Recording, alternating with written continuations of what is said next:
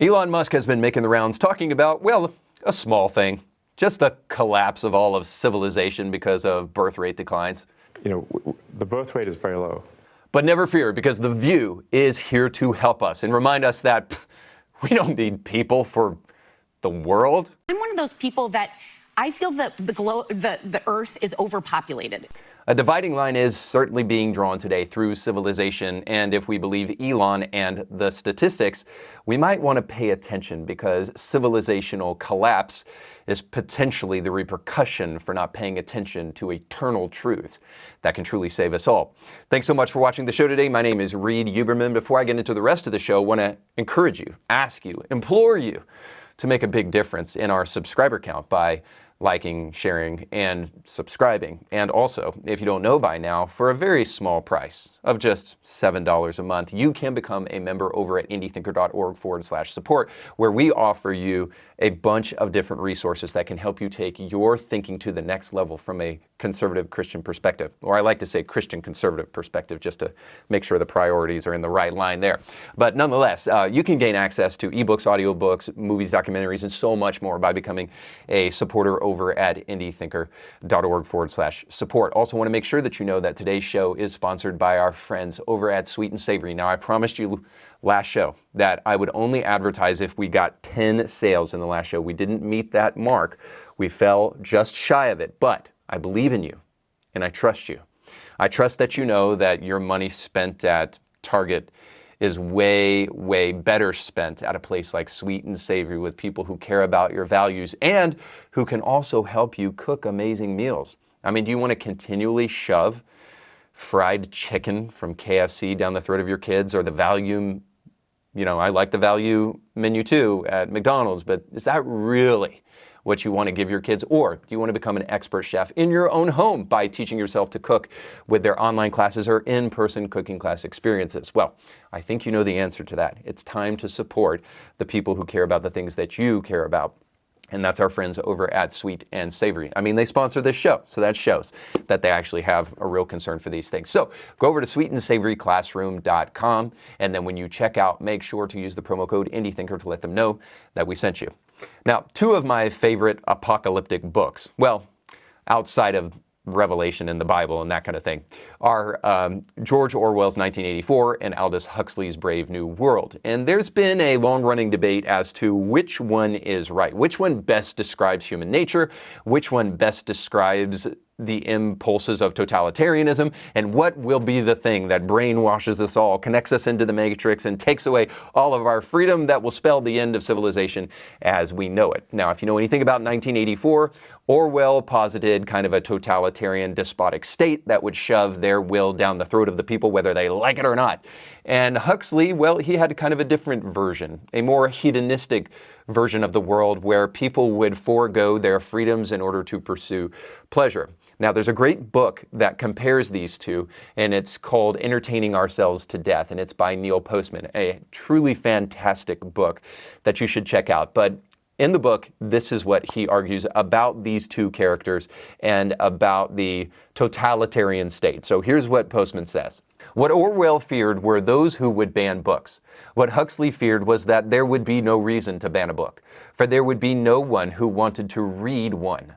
Orwell feared those who would deprive us of information. Huxley feared those who would give us so much that we would be reduced to passivity and egoism. Orwell feared that the truth would be concealed from us. Huxley feared that the truth would be drowned in a sea of irrelevance. Orwell feared we would become a captive culture. Huxley feared we would become a trivial culture, preoccupied with some equivalent of the feelies, the orgy-porgy. By the way, I have no idea what orgy-porgy is, but let's just go with it. And the centrifugal bumblepuppy. As Huxley remarked in Brave New World, revisited, the civil libertarians and rationalists who are ever on the alert to oppose tyranny failed to take into account man's almost infinite appetite for distractions. So in other words, what Huxley posits is that authoritarianism wouldn't need to shove its despotism down our throats in order to take away our free will, but that we will gladly give it up in the pursuit of pleasure, and we will collapse civilization from within solely because we desire things. Now, it's hard not to see that right in front of us. I think about this in terms of the Oracle of Delphi, this place in ancient Greece. And there were two maxims that were popular that came out of the Oracle of Delphi. And one of them was know thyself. Obviously something that is important to do. And the other one was nothing in excess. Now, both of those could fit relatively well within the Christian framework, except here's a big problem. What the Oracle of Delphi never could have known in all of the wisdom that was to be found there was that Christianity would have a totalizing impact on civilization as we know it and would usher us into an era of privilege and an era of, I would just say, opulence is probably the best word for it. That we would certainly be privileged and blessed as a nation as a result of actually applying some of the principles that we find in Christianity. And we certainly are living in one of the most privileged eras in human history. So what the Oracle of Delphi might not have known is that Christianity would truly bring us into a place of surplus, such that tuning into ourself would only give us the requisite permission to go into excess all that much more boldly, let's say. So in other words, back then in ancient Greece, they didn't necessarily have the kind of excess that we now have at our disposal.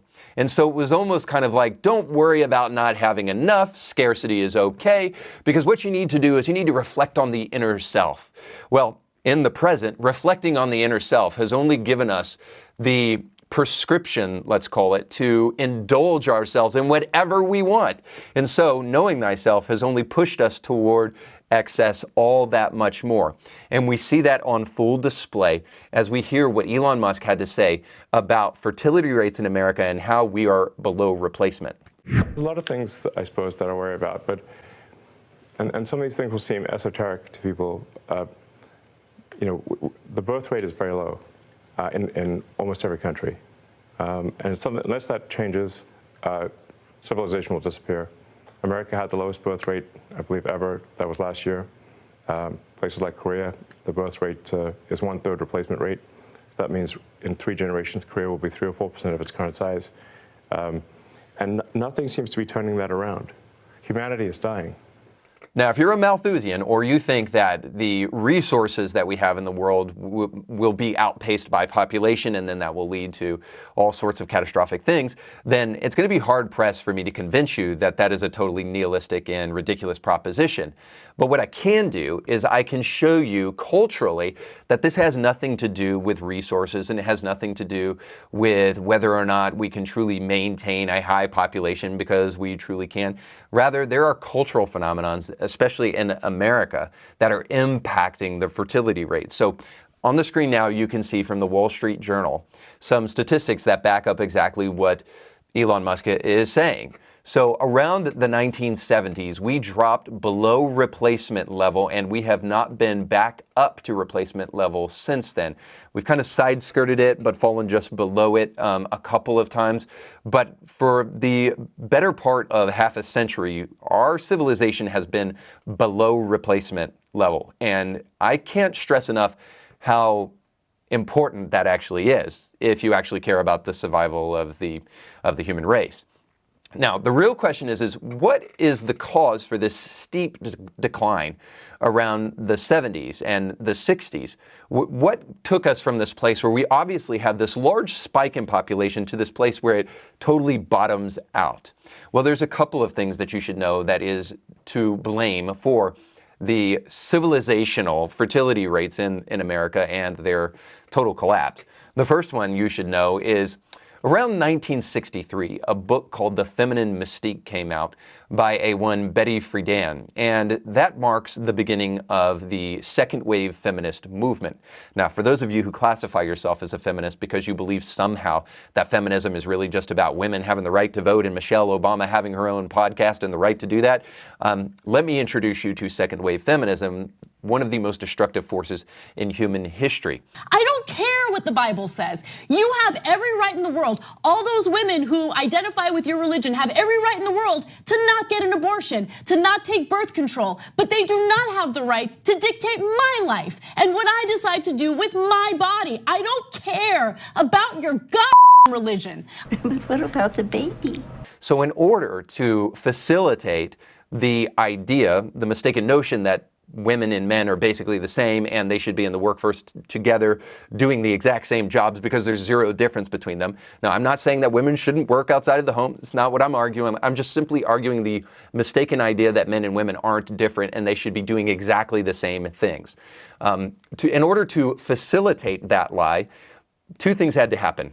One, birth control had to go into the fore and start being used a lot more. And that's why in 1960, the FDA finally approved the first version of the birth control pill, and it became widespread and popular, thus dropping the replacement level and the fertility rates in America. The second thing was this, is that feminism was widely dependent upon the sexual revolution, a kind of fun around and find out scenario where women would just go promiscuously pursue pleasure, and then they would eventually face the consequences of those decision making. And what did feminists do? Well, of course, they pioneered and supported things like Roe v. Wade. So if you want to get rid of those little pesky clump of cells, the only thing you do with cells is rip their arms and legs off. And so that's exactly what the feminists promoted. And that's why, again, you'll see on the screen this same Wall Street Journal graph. And you'll see that around 1973, boom, we fall below replacement level. And then, as I stated before, never go back. Well, what happened in 1973? Well, of course, we know. That's when Roe v. Wade was first instituted. Now, if you ask the feminists over at The View, they have a different view of things. So here's what they had to say about Elon Musk and about birth rates. I'm one of those people that I feel that the Earth is overpopulated. So when it comes to... Then why do they want us to have more babies? Well, they want more babies because it affects not only the workforce, but paying into entitlement programs. Social safety But net. what I would say is this is a short... They're missing the greater point. AI is going to be a problem for our entitlement programs way before the birth rate. What entitlement programs? So like the social safety net. If you have less people working in the workforce, you have less people paying into a system that eventually has to pay out. It's going to bankrupt the social services. The problem here... Now, I'll be totally honest with you. I think of myself as a relatively intelligent person, but I have no idea what that woman is talking about at all. Talking about how conservatives want higher birth rates, but they want it for the sake of welfare, even though Democrats are the ones who are typically talking about that. I really have no idea what she's talking about. But if you follow that tunnel all the way down to its very, very dark end, there's probably not going to be any logic, but you're welcome to do that if you want. However, I think a very more obvious assertion is necessary here. Democrats are in love with creating crisis and then being the solution. And forgive me if I don't trust them when they're the ones who created the problem in the first place. Never waste a good crisis. So they are the ones who have been ushering us into this catastrophic birth rate decline. They have been promoting abortion, the birth control pill, and even sexual perversion that doesn't lead to reproduction. Excuse me, it's ma'am. They've been advocating all of this while flying their freak flag and even talking about climate change and making sure that we have less people because we don't know if the climate will last much longer. They've been telling us this now for like 70 years or so, that tomorrow it's all going to end, so we got to do something about it. And as a result of that, our population has been drastically declining. Now, they've created this crisis, and it truly is one. And in order to help us all out, they've come along with their prescription.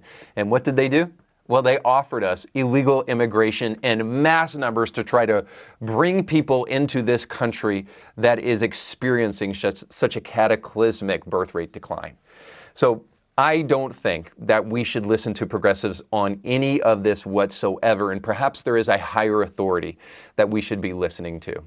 So if feminism brought about all of this destruction, and progressivism in cahoots with it brought about all this destruction because they say, to thine own self be true, I think we should be listening to a better message. So while they want to draw their lines in the sand, I think it's important for us to draw a line in the stone that will help us truly create the kind of civilization that won't be gone in about another generation or two. And so I propose a different idea. To God be the glory. rather than a progressive idea, a Christian one. And I know this is where the atheists will come along and they will say, to God be the glory. If you need God to help you be a good person, then you're not a good person. Well, I don't know if you've seen, let's say, the birth rate decline in America, but apparently we do need God to do the right thing. Apparently it does help to believe that somebody's watching above and that we're going to be held accountable for our actions. So I say, to God be the glory, because when we get there, we will move away from the silliness of progressivism, the deconstruction that has left us with nothing to hold on to and nothing to stand on, and only led to Greater Depression on top of lowering birth rates. I say to God be the glory because with that viewpoint, we have absolute truth as the center point for civilization rather than moral relativism. The you do you, my truth, and your truth only leads us to subjectivism that ends us nowhere and does nothing to actually support a thriving civilization. It just leads us with jockeying for position on preferences rather than exalting a absolute truth. I don't know, maybe one like be fruitful and multiply. Maybe if we believed that there was a God that actually desired that for us because it would lead us to our good, we might actually practice it a little bit more. And by the way, the practicing within the confines of marriage is actually very fun. And then the second thing that it leads us to is it leads us to accountability rather than flexibility. So I won't lie, progressivism certainly offers you the flexibility to do whatever you want to do. You do you. Mentality has only created, well, when you do you, it creates a civilization on the brink of destruction because it's not reproducing. Sure, progressivism boasts a lot of flexibility and a lot of room to do whatever you want to do. You be you. But the problem with that is that you being you causes others to suffer.